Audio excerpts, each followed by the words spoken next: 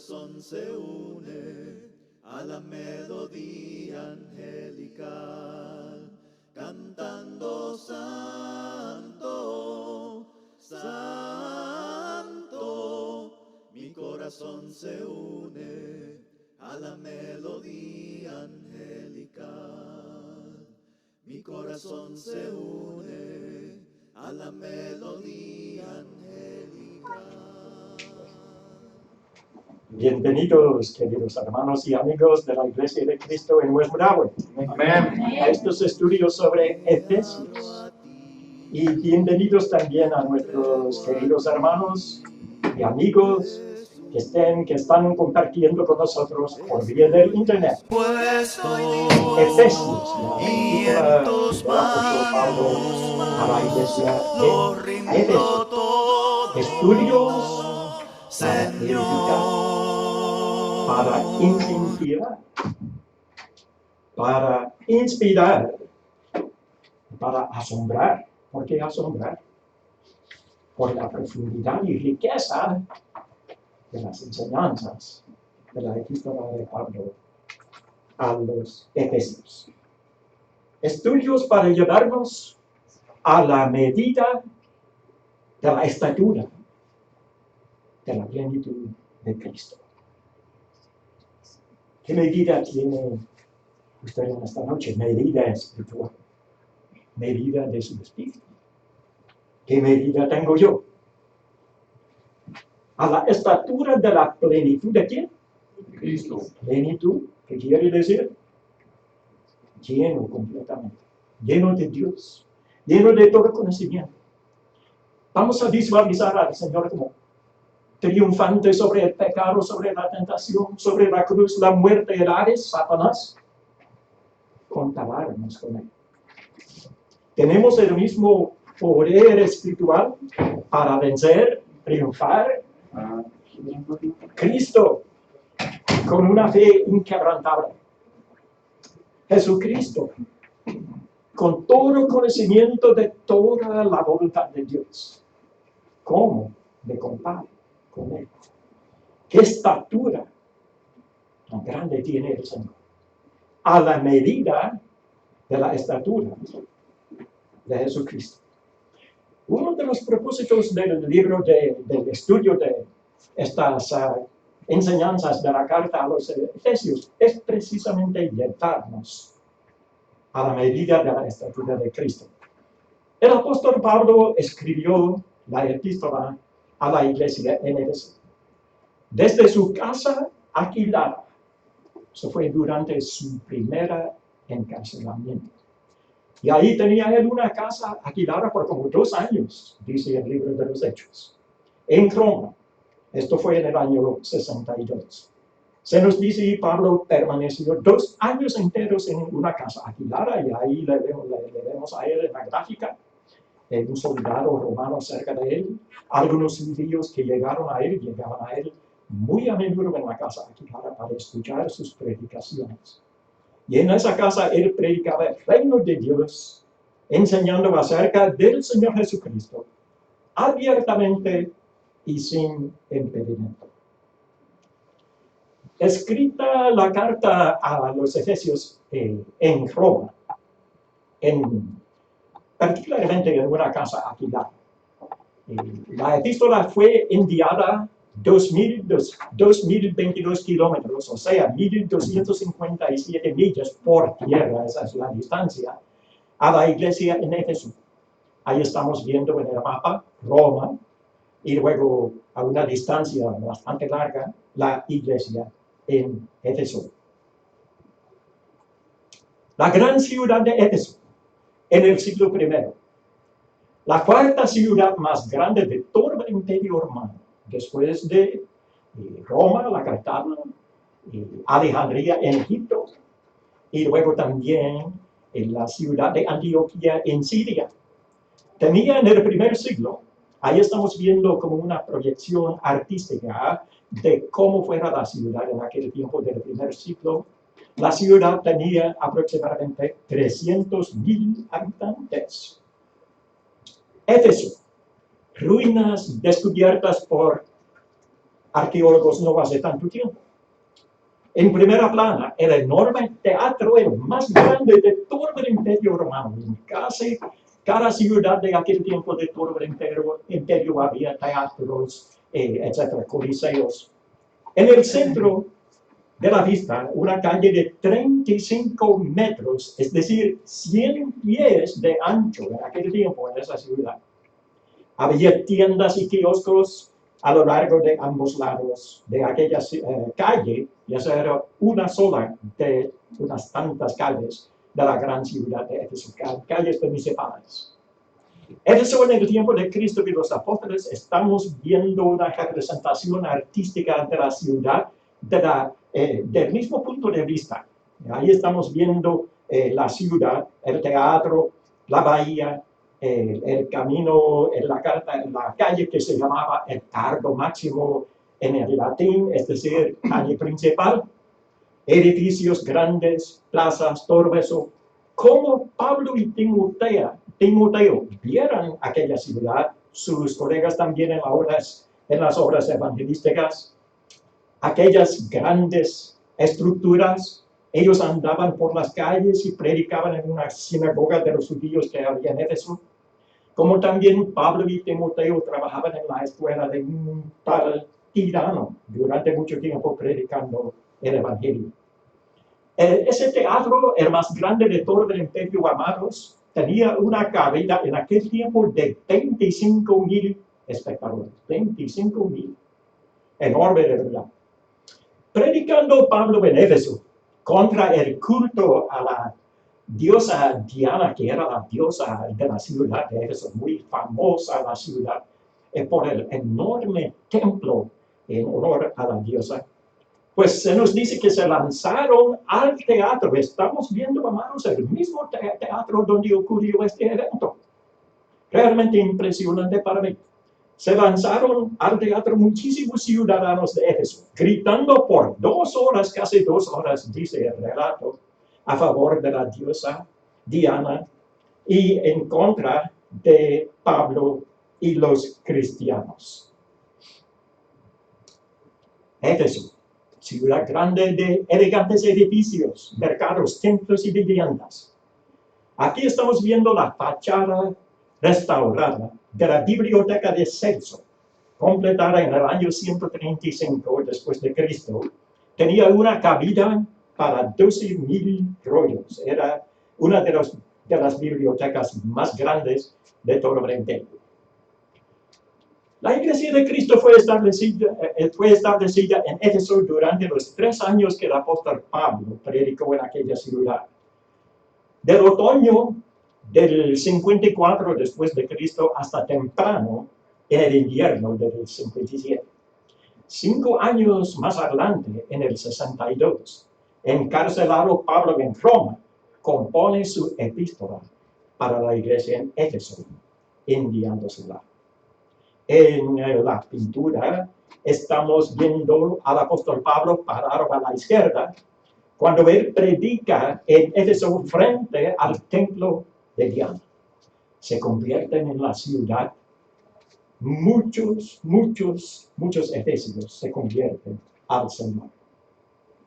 El primer gran tema de Efesios que quisiera compartir con ustedes, le ponemos el título de Toda bendición espiritual, de Efesios el capítulo 1 y el versículo 3.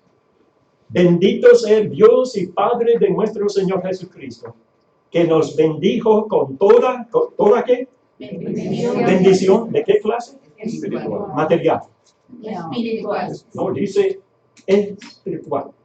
Al principio de la carta, en el versículo 3, ya Pablo trae este grandioso tema de bendiciones espirituales. ¿A cuántos de ustedes les gusta recibir bendiciones? Amén. A casi nadie. Bendiciones a granel.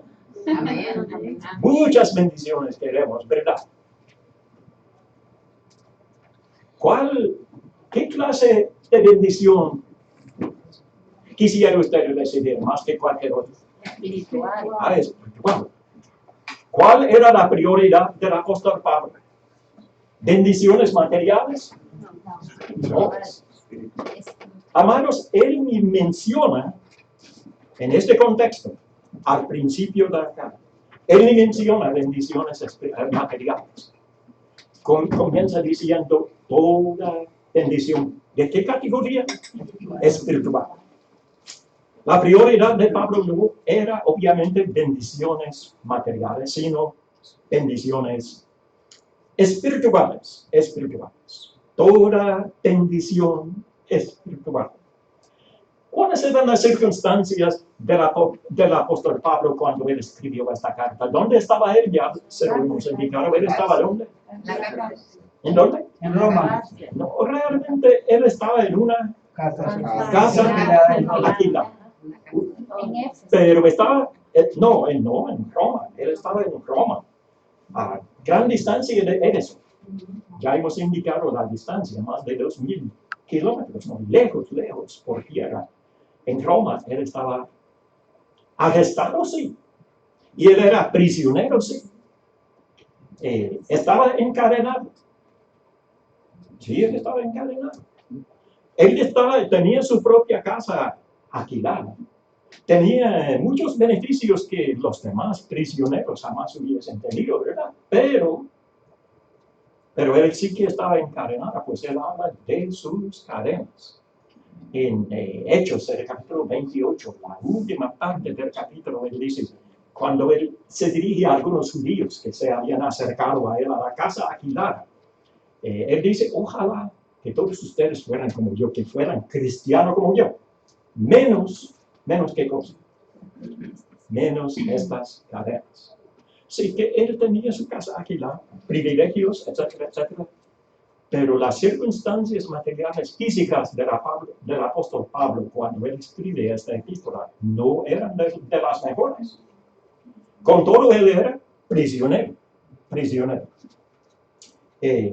Posiblemente le faltaran muchas cosas, aunque también es muy probable que los hermanos ahí en Roma le sufrieran muchas de sus necesidades, alimento, vestimenta, etc. Pero no tenía limitada su libertad personal. Así eran algunas de las circunstancias de él. Y usted en lo referente a bendiciones. ¿Y usted cuáles son su prioridad? ¿Cuáles bendiciones son su prioridad? Ya ustedes han indicado que las bendiciones espirituales. Pero realmente cuando en una clase de esta índole, en el culto o después del culto de la iglesia, cuando se hacen muchos anuncios, se pide esto y aquello por distintos miembros de la iglesia, cuando se habla comúnmente de bendiciones en clases o en anuncios, etc., ¿qué es lo primero que cruza mi mente? ¿Alguna bendición material? Salud, prosperidad. O cuando se pronuncia la palabra bendiciones, entra por nuestra mente las bendiciones espirituales, como en el caso de Pablo. Pablo va ahí, prisionero. Pero él menciona salud. En ese momento no habla de sus cadenas. Si yo hubiese escrito la carta a los Efesios en las circunstancias de él, probablemente yo hubiese dicho, ay, qué cosa, estoy aquí encarcelado, hermanos, oren por mí. Tengo que comer lo mismo día tras día, paso frío, paso aquello, y etcétera, ¿verdad? Quejándome, más enfocado en lo material que en lo espiritual, pero este gran hombre de Dios, al comenzar la carta a los Efesios, no habla de sí mismo. No se refiere a sus circunstancias. No está pensando en sí mismo. Él sencillamente declara toda bendición espiritual. Y luego dice dónde se encuentra.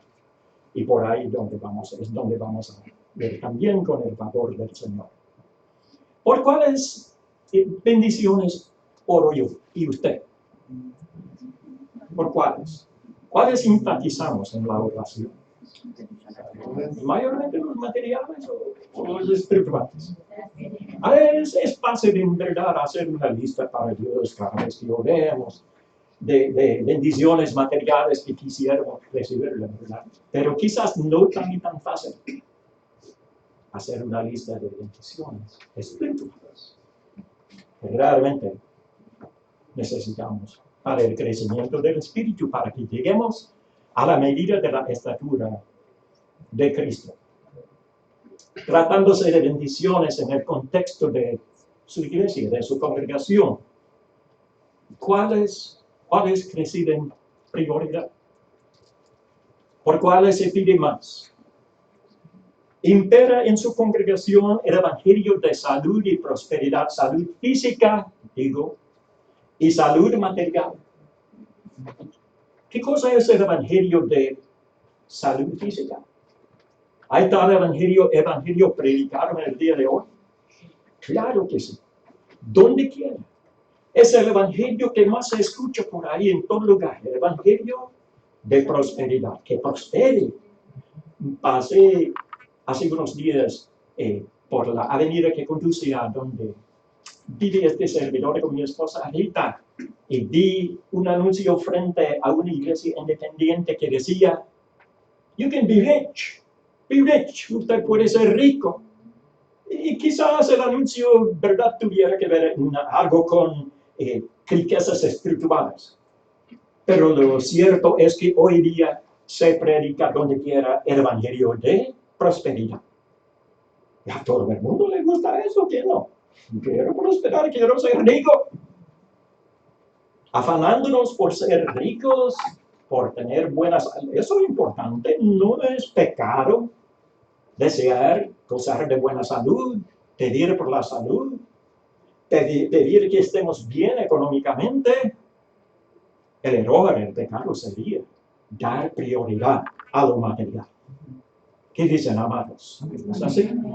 Pablo, prisionero. Lo interesante es que, para mí, es que en Efesios capítulo 3, el 1, él dice, yo prisionero, y no dice de los romanos, prisionero de Cristo Jesús.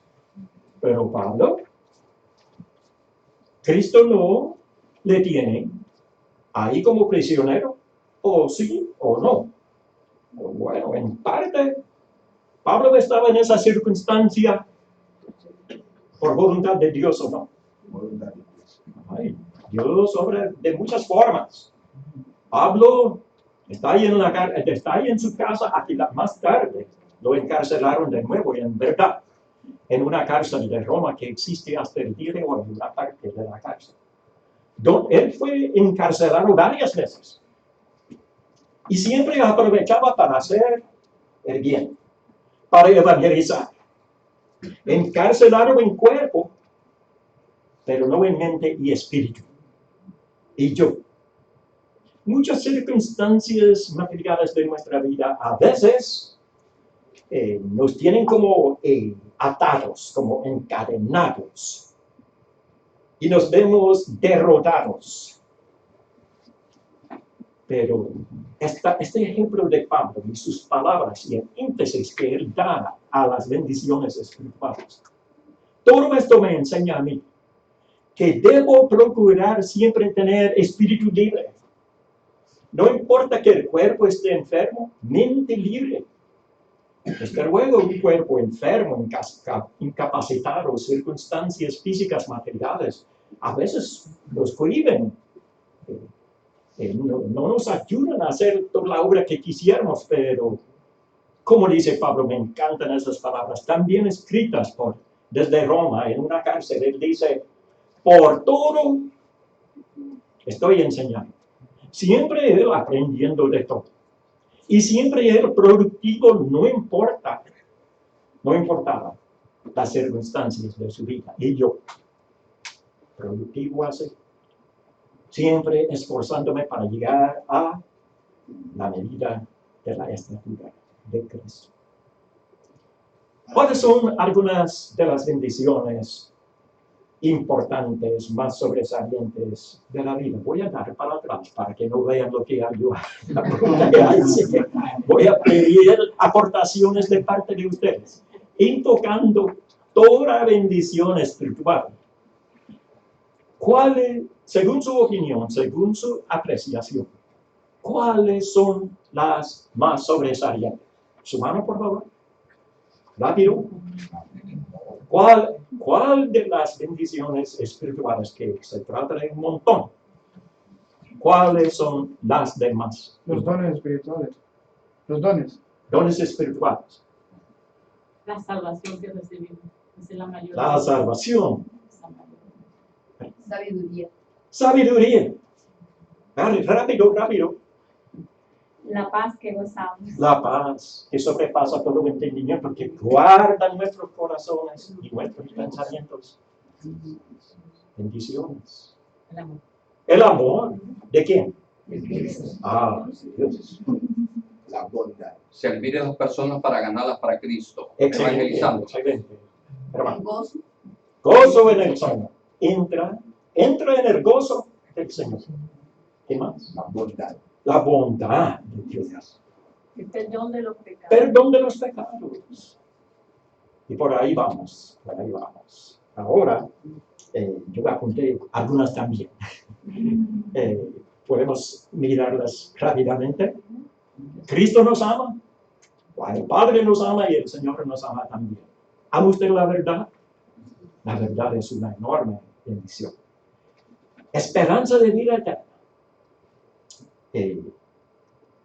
Vamos a ver. El cuidado providencial de Dios. ¿Qué me dice? Las promesas grandísimas, como dice Pedro, de Dios. La iglesia es una bendición. La comunión entre nosotros como familia, etc. Todo lo que sentimos en esta noche. ¿Dónde se halla toda bendición espiritual? ¿Dónde se halla toda bendición espiritual? ¿Qué dice el texto? Que este es el segundo. Bueno, esta es parte del primer gran tema de Efesios. Pero se trata de un tema muy intrigante por sí solo y de gran importancia. ¿Dónde se halla, dice Pablo, dónde se halla toda bendición espiritual? ¿Dónde? ¿En dónde? ¿Los lugares cuáles? Bendiciones espirituales en lugares celestiales. ¿Tiene sentido? La conexión es obvia, ¿verdad? El texto dice en la primer capítulo del versículo 3, bendito sea el Dios y Padre de nuestro Señor Jesucristo, que nos bendijo con toda bendición espiritual. ¿Dónde? En los lugares celestiales. ¿En quién? En Cristo. Interesantemente, estas dos palabras, tres palabras, los lugares celestiales, se encuentran 4 veces en la epístola a los Efesios y en más ningún sitio de la Biblia, en más ningún pasaje de la Biblia, solo en Efesios. Dice el 1:20, se refiere a la fuerza de Dios, operó en Cristo, resucitándole de los muertos y sentándole a su diestra en los lugares celestiales. El 2:6. Y juntamente con él, con Cristo, él nos resucitó y asimismo nos hizo sentar en los lugares celestiales con Cristo Jesús. El de 3 días dice, para que la multiforme sabiduría de Dios sea ahora dada a conocer por medio de la iglesia a los principados y potestades en los lugares celestiales. 4 lugares celestiales que encuentra este servidor, por lo menos en el Nuevo Testamento. El primer lugar celestial es el cielo de Dios, donde Él mora en luz inaccesible. Ahí tenemos una pintura representativa de este concepto de Dios que mora en luz inaccesible. Desde luego es imposible realmente representar de forma material la grandeza de Dios, los lugares de Dios, donde Él mora y todo eso. Pero entendemos todos estos temas tan sublimes, tan profundos, visualizando cosas materiales. Es una idea de algún pintor. Dice, ya vamos a repetirlo, la fuerza de Dios operó en Cristo, resucitándole de los muertos y sentándole a su diestra en los lugares celestiales. Ahí, en el cielo de Dios se encuentran los tronos de Dios, el Padre, y también de Cristo. Apocalipsis habla también del templo de Dios, del tabernáculo de Dios en los cielos, etcétera, etcétera. Estos son términos retóricos, simbólicos, que representan para nosotros algunos aspectos de ese lugar fantástico, maravilloso, donde realmente Dios tiene su morada, el propio de Dios. Y de ahí del trono de Dios, del trono de Cristo, ¿dónde está sentado Cristo? A la diestra de Dios. Y desde allá fluyen muchísimas bendiciones hacia los seres humanos aquí en la tierra. Bendiciones preciosísimas a granel de toda categoría. Existen allá y Dios las comparte con sus hijos fieles aquí en la tierra, con miembros de la iglesia, con la gente que le ama y se esfuerza para obedecerle. Bendiciones espirituales se encuentran en este lugar celestial, conocido como el cielo de Dios. El segundo lugar celestial, donde se encuentran todas las bendiciones espirituales, es el paraíso. ¿Qué dijo el Señor Jesucristo al ladrón crucificado, uno de los ladrones, el que se arrepintió, que él le dice al Señor, pide al Señor, Señor, ¿qué dice él? ¿Quién se acuerda? Acuérdate de mí con el precio. Precisamente. ¿Y cómo le responde Cristo? De cierto te digo que está conmigo en el paraíso. De cierto te digo que hoy mismo, estarás conmigo, ¿dónde? En el paraíso. ¿Y dónde queda el paraíso? El paraíso es lugar celestial, claramente que sí. ¿Dónde queda? Pertenece a un lugar que se llama el Hades. Y el Hades se compone de dos lugares de índole espiritual. Uno de los lugares es el paraíso, a donde van a parar todos los que obedecen a Dios conforme a su voluntad. Y la otra parte se llama, en griego, el tártaro, bueno, a veces se traduce infierno, ¿verdad? Pero se trata de un lugar de sufrimiento para los desobedientes. Así que en un lugar, en verdad, en ese lugar del tártaro se encuentran bendiciones espirituales. Ahí no hay. Ahí no hay. Y eso sería parte del sufrimiento de quien se vaya a parar allá. No hay bendiciones espirituales, sino sufrimiento, angustia de espíritu, etc. Sin embargo, en el paraíso sí que hay muchas bendiciones. Por ejemplo, la consolación divina. Y cuando leemos en Lucas el capítulo 16 sobre el Lázaro, el mendigo y el otro, ¿quién era? El otro personaje, el rico. Entonces mueren ambos y Lázaro, al morir en el instante, ¿qué le pasa a él? ¿Qué le pasa a Lázaro en el momento de morir? Su cuerpo físico, pues su alma, su espíritu no muere. Dice que ¿quiénes vinieron donde él?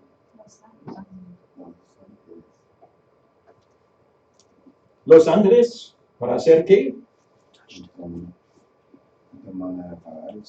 Para llevarle al paraíso. Llevarle al paraíso. Precisamente. Eso no sucedió en el caso del rico que murió sin haber obedecido a Dios. Así que en el paraíso se dice que el Lázaro es consolado. Él es consolado aquí. Y esa es la consolación que es bendición para el que muere en el Señor. Y además, descansar. Hit the up arrow twice. Your mouse is firing the next page. No tengo más. Oh, ok. You're on the fourth one. Estás en el cuarto, ahora tienes que subir. Ok.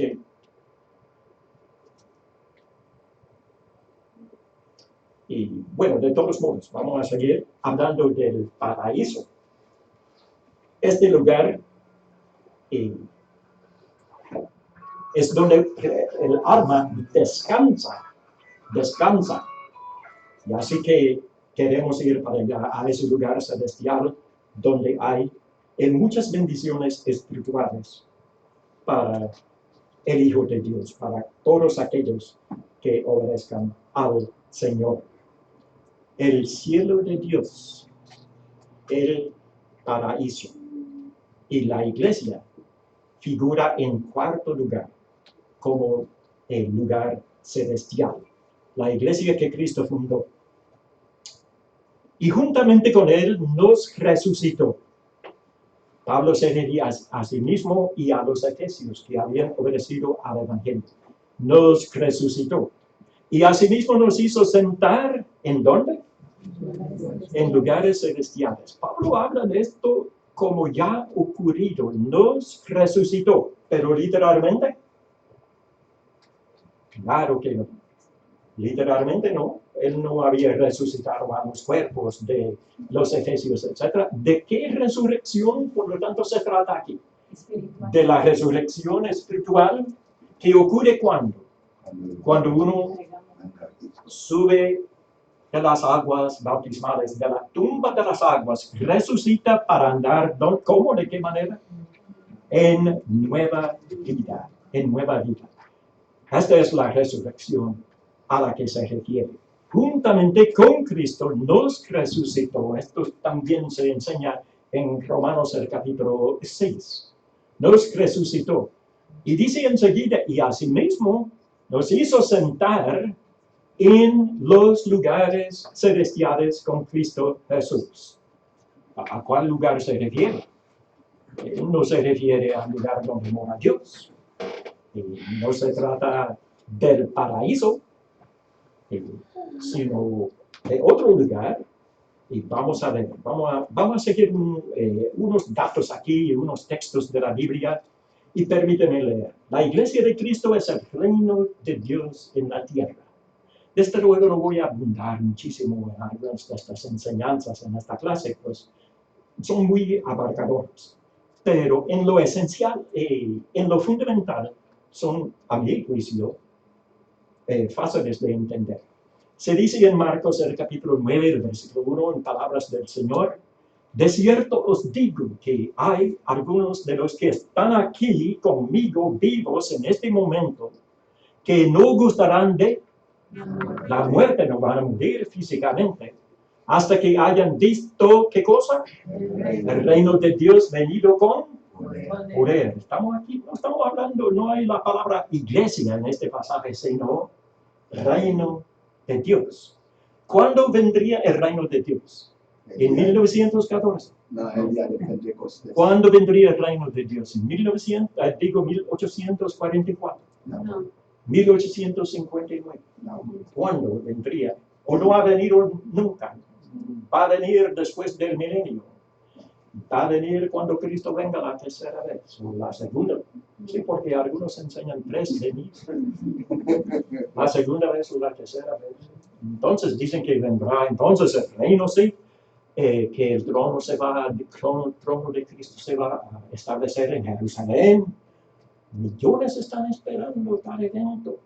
Y que de ahí Cristo, ocupando un trono terrenal en Jerusalén, va a gobernar a todas las naciones de la tierra. Pero como que esa teología, esas ideas, interpretaciones del reino, no encajan con lo que dice el Señor aquí proféticamente a una multitud de personas que escuchaban en ese momento cuando Él dice: hay algunos de ustedes que están aquí conmigo ahora, vivos en la carne. Ustedes van a ver el establecimiento del reino antes de morir. Ese reino vino, ¿cuándo? Ya sabrán muchos aquí. ¿Vino en qué día? El día de Pentecostés. ¿Cuándo vino el poder? El día de Pentecostés. Dice el Señor: cuando hayan visto al reino de Dios venido con poder. Entonces en Hechos, el capítulo 1, él dice a los apóstoles, no se vayan de la ciudad de Jerusalén, quédense aquí hasta que haya venido ese poder. Y el poder, 10 días más tarde, viene sobre los apóstoles, se bautizan con el Espíritu Santo, predican el Evangelio en otros idiomas, etcétera, etcétera. Y el reino de Dios se establece en la tierra en aquel día de Pentecostés, del año 29, año 30, por ahí, del primer siglo. Así que la profecía del Señor en Marcos 9:1 tuvo su cumplimiento al pie de la letra. El reino vino, sí, el reino espiritual. Las palabras de Mateo 13 sobre el reino de Dios es semejante a ¿qué? Una red, etcétera, etcétera. Esas palabras obviamente también enseñan que el reino de Dios sería establecido aquí en la tierra. El reino de Dios no es terrenal, sino espiritual y por ende celestial. Dice el Señor a Pilato. Pilato le pregunta a él, ¿quién tú eres? ¿Y qué es la verdad? Etcétera, ¿verdad? Entonces el Señor le dice, mi reino no es de este mundo. Mi reino no es de aquí. Palabras del Señor en Juan 18:36. Así que el reino de Dios es espiritual y por ende celestial. Y si la iglesia y el reino son la misma cosa, entonces, lógicamente, la iglesia es también un lugar espiritual, un lugar celestial. Y ahí es donde el Señor nos hace sentar a nosotros. ¿Está usted, si usted es miembro fiel de la iglesia, está usted sentado en esta noche en lugar celestial? Amén. ¿Cuántos lo creen de todo? Amén. Lugar celestial, pero eso es decir mucho. Yo estoy sentado en un lugar celestial. Wow, que eso sí que es decir mucho, ¿no? Pero así es. Es que el Señor nos presenta conceptos tan bellos, tan sublimes, tan elevados de quiénes somos, de las bendiciones que estamos recibiendo y que recibiremos. Yo estoy sentado en lugar celestial, en el reino de Dios, en el reino de Dios, en la iglesia del Señor.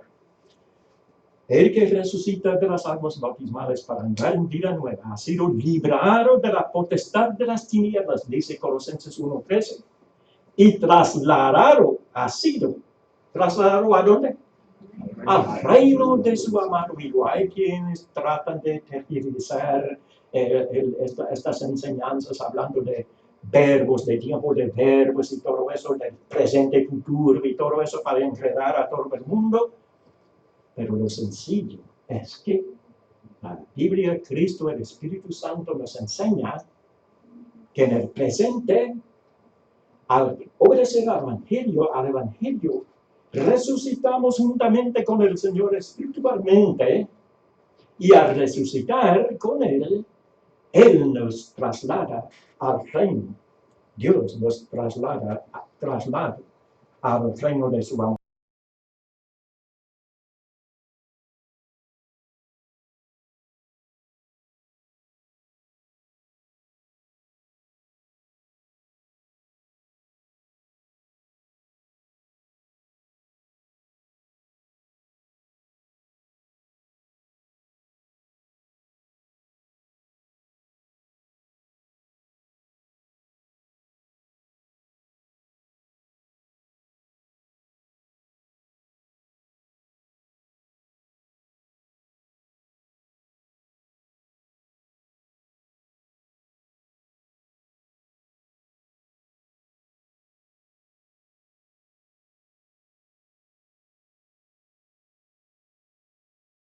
Volver un momentito, remontándonos por ahí un momentito sobre estos puntos, para notar que el tercer lugar celestial sería entonces la ciudad del Dios vivo, Jerusalén, ¿la qué? Celestial. Pero ya observamos que muchos están esperando que Cristo establezca su trono en la Jerusalén terrenal. ¿Va a ser así?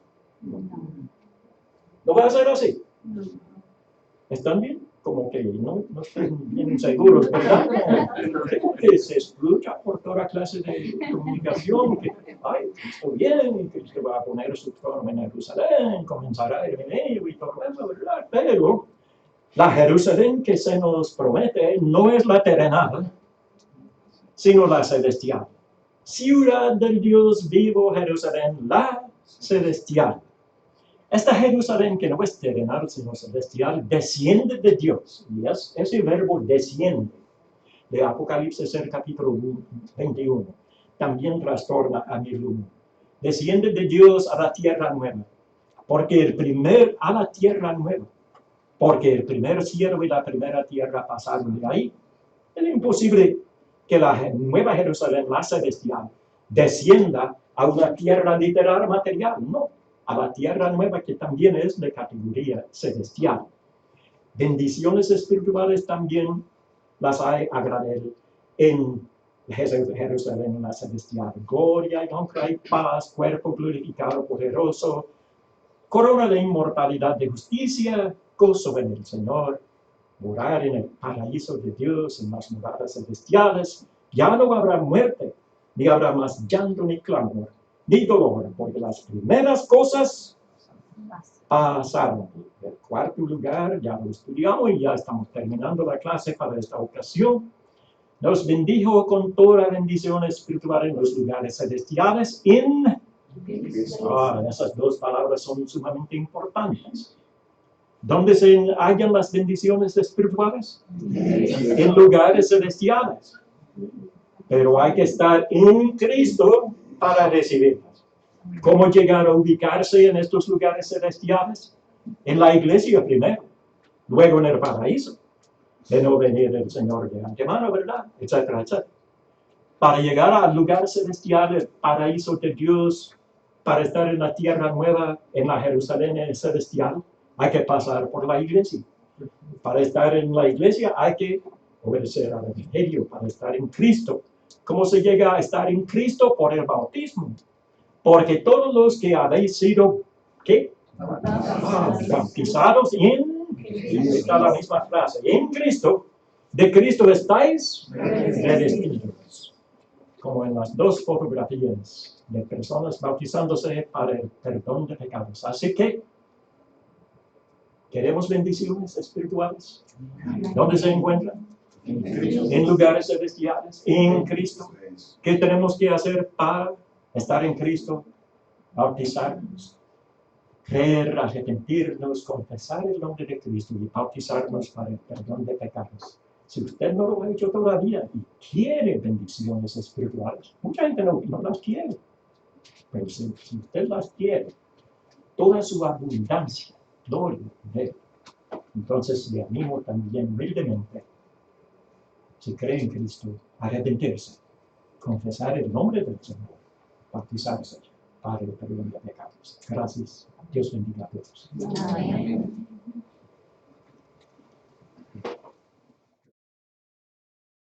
Bueno, permítanme pasar por allá adelante. Permiso.